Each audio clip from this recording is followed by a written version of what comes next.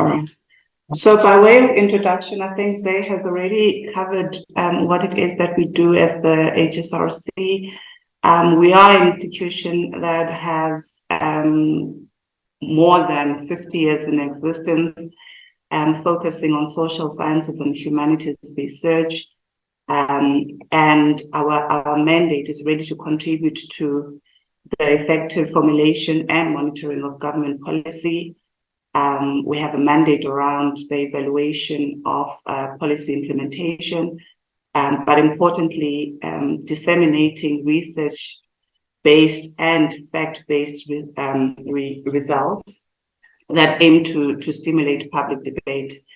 So those are some of the things that I would like to highlight as a way of introducing ourselves. In terms of the Act, we are promulgated in accordance to the HSRC Act 17 of 2008. That is on the next slide. And I'm not going to go into details of that because of the fact that we've already spoken through the previous presentation. In terms of our mandate, some of the things that I want to highlight are really around the conversations that we've had from yesterday to today, in as far as fostering collaboration and networks and institutional linkages. And I think that has been one of my take-homes from having been in the session yesterday, to say that we need to have more spaces that enable collaboration, networking, institutional linkages, but also cross-institutional learnings. I think there's been quite a variety of knowledge sharing and information that was shared throughout these two presentations, very different in nature. These 2 days, different in nature, but things that we can certainly learn from as the NSI. So ours is to initiate, undertake, and to foster strategic, basic, and applied research in human sciences. That is on the next slide, please. And also to stimulate public debate through the effective dissemination of fact-based results that comes from our research.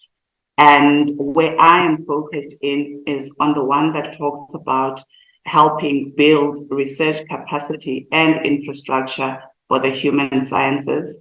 And the one that I've just spoken of that I want to highlight is around fostering of collaborations, networks, and institutional linkages.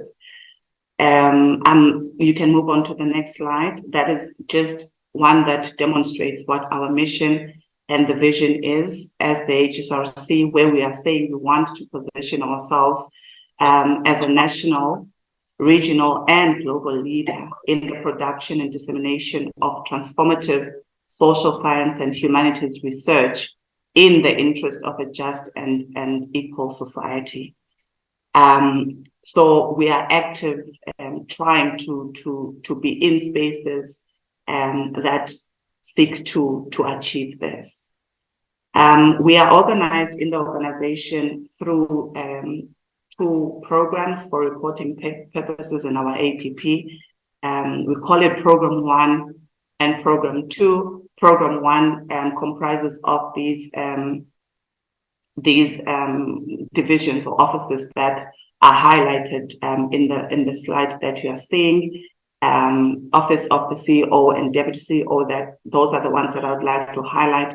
One, which is the accounting officer, and the other, which really has a mandate of ensuring that all research-related activities are undertaken, including that oversight function.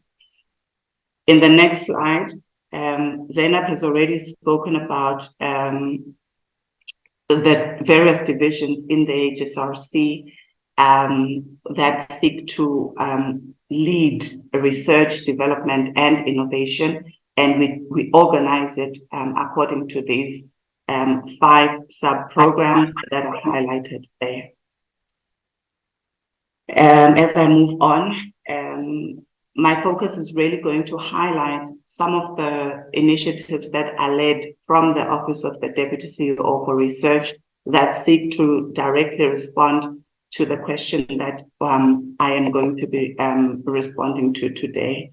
So as I mentioned, we have a research oversight and governance function, and we are also the coordination hub for all research-related activities within the HSRC, and ensuring that we meet our objective or mandated objectives as set out in our strategic plan, as well as in our APP.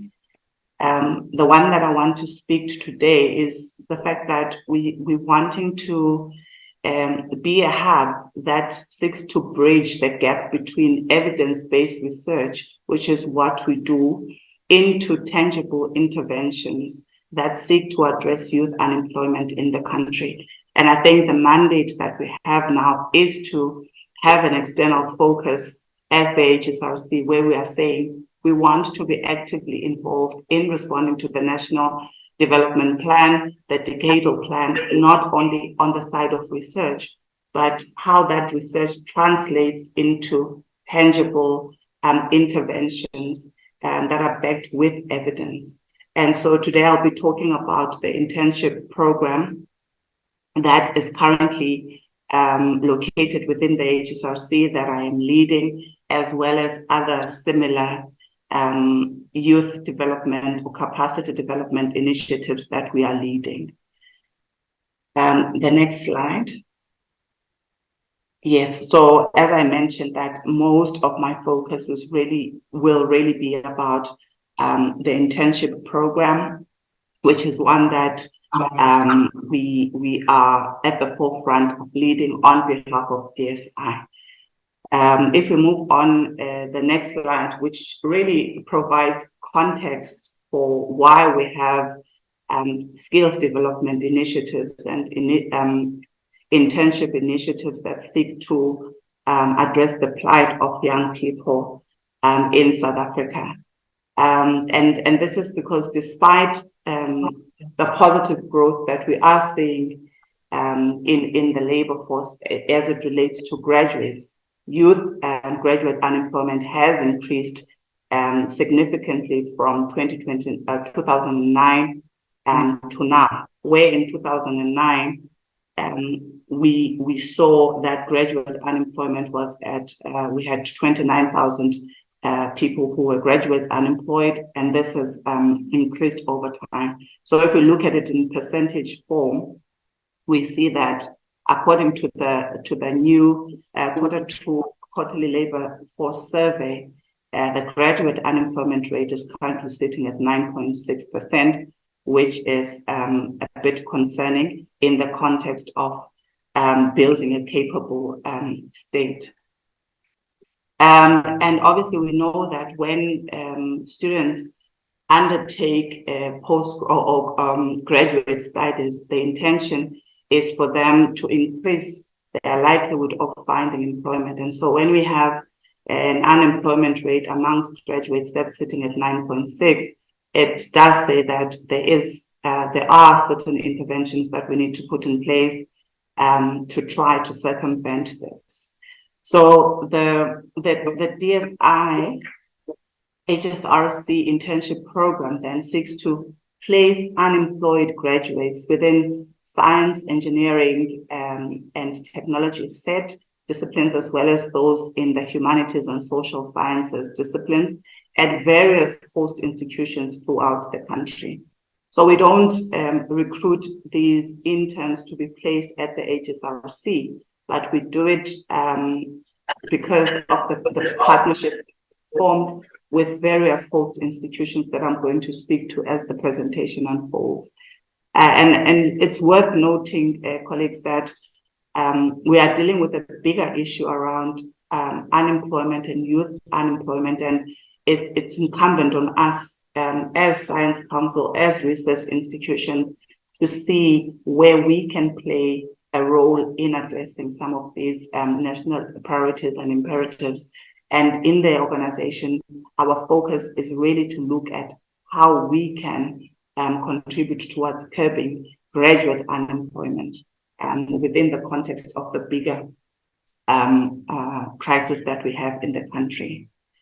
So we really want to bridge the gap between academic study and ensuring competence in performance in the workplace, because we have identified, based on research, that the fact that I am a graduate does not necessarily translate to me being able to go into a workspace and be work ready as it is required by the labor market. So we're trying to be in that space where we influence that. On the next slide, okay, I think you are there. This slide really places emphasis on the importance of work integrated learning, which is that transition period between having acquired a qualification and employment. And we recognize that work integrated learning is central to easing the transition of graduates from education to employment. And it's based on empirical research work that says that in promoting and enhancing employability, the benefits, there are many benefits that are associated with having this transition between work, between school or tertiary education and employment. And there's sufficient evidence that suggests that participation in these work-related, work-integrated learning programs do contribute to improved motivation for graduates to further their studies or to create a level of awareness and confidence, and therefore improving labor market outcomes. I'm not going to speak a lot about this slide, but just to say that there are various transitions that work transitions that graduates undergo as part of their labor life cycle, and there are factors, internal and external factors, that affect the extent to which this transition is done. And we found that if from university graduates undertake or undergo work placement, their transition into the work environment tends to be much easier than those who have not undergone some form of program. And some of these factors, if we move on to the next slide, the school to work transitions have quite a number of factors that affect and influence it.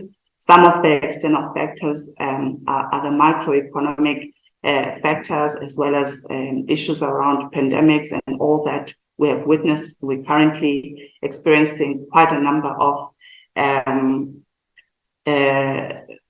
volatile situations that affect the extent to which our graduates are able to access the labor market. And some of the internal factors are linked to socioeconomic factors around your background, as well as your social networks and all of that.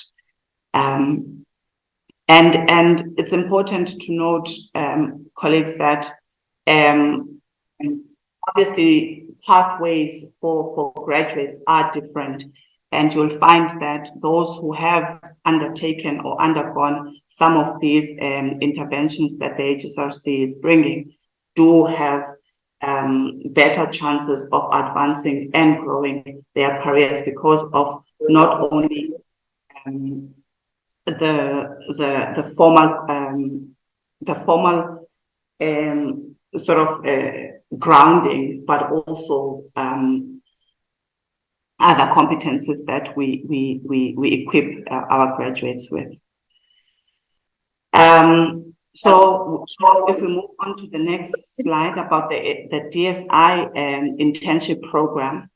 The DSI internship program, it was an initiative that was started in DSI in 2005, and it was managed by them. And then in 2007, they handed it over to the NRF to administer on their behalf.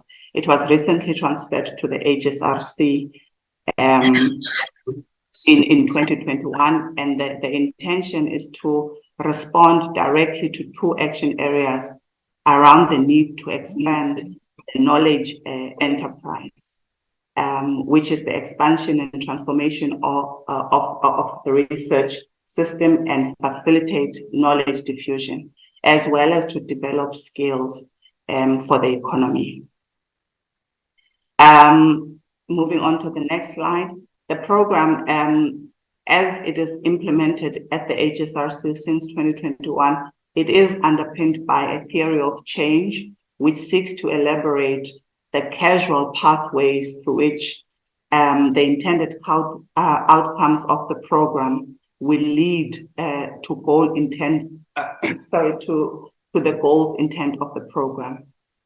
We achieve this through generating research knowledge on the efficacy, impact, efficiency, and sustainability of the internship on the participants, the host institutions, and the labor market. So there's quite a lot of involvement of the host institution in how the program is being implemented.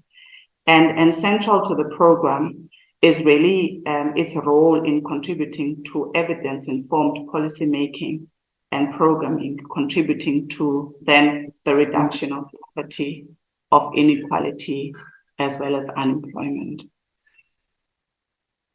There are some principles on the next slide that contribute to that form the basis for the implementation of this program. And I'm only going to just highlight them, that the program is fit for purpose, and that it must provide relevant and appropriate work experience commensurate with the intern's qualifications. So we ensure that in our engagement with host institutions and with mentors, we pair interns with them who have qualifications that are aligned with what it is that the host institutions are doing. We don't always get it correct, but the undertaking is to ensure that someone who is qualified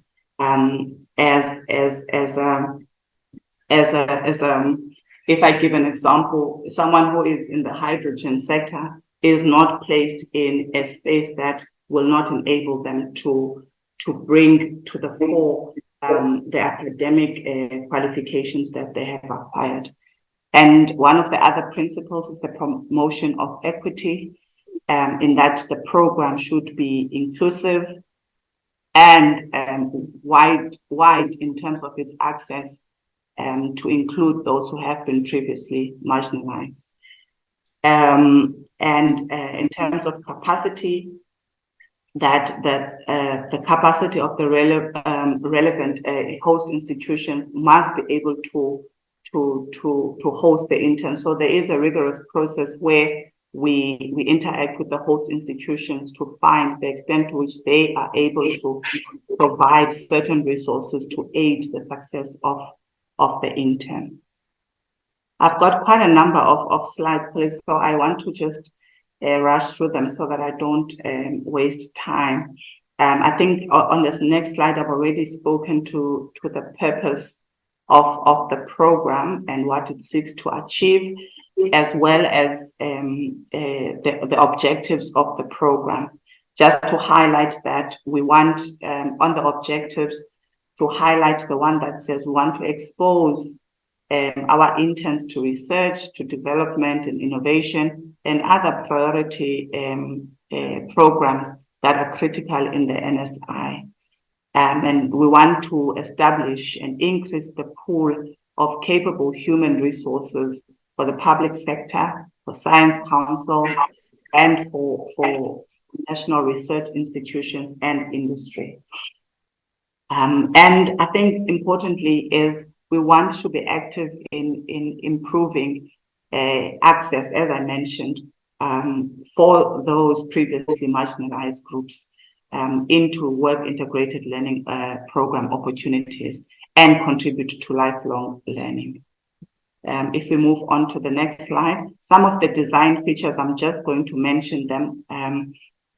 that in terms of our focus, we focus, we know that there are certain competencies that universities equip our graduates with, but we are more focused on the transversal skills side, which serve as building blocks for the development of the hard skills and the development of work readiness competencies. In terms of who we target for this internship program, we want people who are unemployed, who are South African citizens, or who are permanent residents of South Africa, people with level 7 bachelor's degrees, honors, and BTECs, which are equivalent to NQF level 8, as well as master. Okay, so on my previous slide, which was talking about the targeted recruitment drive that we have, where we're saying the criteria that we are using is that the target audience for this internship program are people with bachelor's degrees or NQF level 7, those who are people with honors or BTEC equivalent to NQF level 8, and NQF level 9, which are your master's and your MTech qualifications. But the program does exclude people, graduates with PhDs, because there's a separate program that is run by other science councils, including the NRF, on taking care of the PhD group. But at the HSRC, there is a trainee program for PhDs as well, which is not necessarily offered by this internship program that I'm speaking to today. And also we exclude people who are in full-time studies, because we're using the true definition of unemployed, in that people who are not actively in employment or studying. Those are the target groups that we are looking at. I think I've mentioned the issue around people who are beneficiaries of the NRF bursaries, or who have previously benefited from DSI and NRF. We are excluding them from the qualification criteria, because we consider it to be double dipping. So in terms of our targets, on the next slide, is that we are looking at ensuring that we accommodate people who are Black, and Black who qualified to say African, Indian, and colored, and who are women, and people with disabilities. And those are the different targets that we have set ourselves. Young people between the ages of 18 and 35. And the disciplines, I think I've already mentioned that people who are in the SET or humanities and social sciences. And we've recently targeted these niche areas, which are the waste economy as well as hydrogen economy sectors. And we've seen partnerships that are growing from external people who are interested in hosting and funding these interns. In terms of the other design feature that I want to mention is that in terms of mentorship, host institutions that we want higher education institutions, science councils, parastatals, and the private sector. And we have been targeting the private sector because of their ability to retain interns even after their internship program, to ensure sustainability for employment of those interns. Our exclusion is that we exclude local, provincial, and national government departments, because they have their own internship programs that they run. And in terms of the mentorship eligibility, we want to assign interns to someone who is at least going to be looking after them for the duration of the internship. So we look at people who are on contracts that are longer than 2 years, or people who are permanently employed, and who have the willingness and to want to mentor and train and support the interns. I'm going to move on to the next slide. This one speaks really about reasonable accommodation support that we provide to people with disabilities that we employ, because we do have a disability target.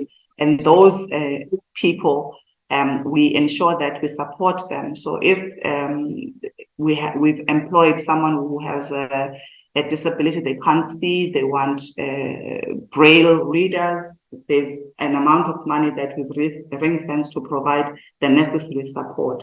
And there has been quite a bit of uptake on that. If I move on to the next slide. Yeah, I mentioned that the internship program is a 24-month program because it is informed by evidence that indicates that long-term work experience does have a positive effect on job skill matching and post-internship wages. So that is how we have structured the program. And we also have a focus on well-being, where we've got an employee assistance program that seeks to provide support for our interns for the duration of their internship with us. We've got a capacity development component, which includes training courses and baseline surveys and capacity development interventions and pre and post training assessments that we conduct. Colleagues, I'm going to move on. I'm a bit wary of time in highlighting some of the design features. Maybe I should just mention that we've got a graduate exit strategy where we don't only take care of the intern while they are still with us, but as part of our research, we want to follow up on that intern and ensure that we map out or we see their trajectory from them exiting the internship program. We have an M&E program which is quite structured, that is informed by our theory of change, and that is one of the design features that I would like to highlight. I think I've spoken. If we move on to the next slide. The one that talks about the evaluation of the program, I think I've mentioned that it is informed by a theory of change and key indicators to track the progress of our interns. So if I move on to the table, it just seeks to demonstrate the extent to which the need for such programs is a big in South Africa. You can move on. Next one. Yes. So this table really seeks to demonstrate demand versus supply, in that there are only limited spaces based on the availability of funds that are available to host interns. So in 2021, when we took over the program, when we sent out the call, we received responses from potential graduates, 8,000, almost 8.5, wanting to be placed in the program. And at the time, we had spaces for only 400 interns. This year, when we sent out the call, we received responses from 7,800 interns who were interested in participating in the program. But interestingly, from the host institution side, as well as from the mentor side, it's also quite interesting that there is appetite across the country to host interns. And so we receive these big numbers of people who wanting to be part of the program and wanting to mentor interns. And on the next slide, this really speaks to the number of interns that we've been able to place per province from 2021, as well as this new cohort of interns that we just now in September. Targeted approach where we've established relationships with communities of practice that we partner with the department to ensure that we'd raise awareness about the internship program, because previously we had issues of not meeting our targets in the disability front. On the next slide, I think since we started the program in 2021, when it moved to the HSRC, we had a target of 8 placements, and percentage-wise, it was 2%. We did not meet that target, but since this targeted approach that we've applied, where we are partnering with other institutions that specialize in this area, we've seen how we've been able to exceed our target. As to date, we have 14 persons with disability that are hosted by various host institutions. So to conclude, colleagues, I want to make the point that since its inception, the internship program has benefited over 6,900 interns. This is from its inception. And in the last 2 years, we've made strides, including the migration of the program from the NRF to the HSRC. I think one of the things that worked there with that transition is the fact that we took the staff that were running the internship program from the NRF and we brought them on board on the HSRC side. We've exceeded our performance on a number of indicators, which is the placement, as well as the gender, the race, as well as the disability most recently. And we've begun to focus on prioritizing the placement of interns in priority areas, such as the green economy, the hydrogen economy, as we are actively trying to have interventions that speak or try to address the imperatives in the decadal plan. And with that, colleagues, I'd like to thank you, and also thank you for your indulgence with my connectivity issue.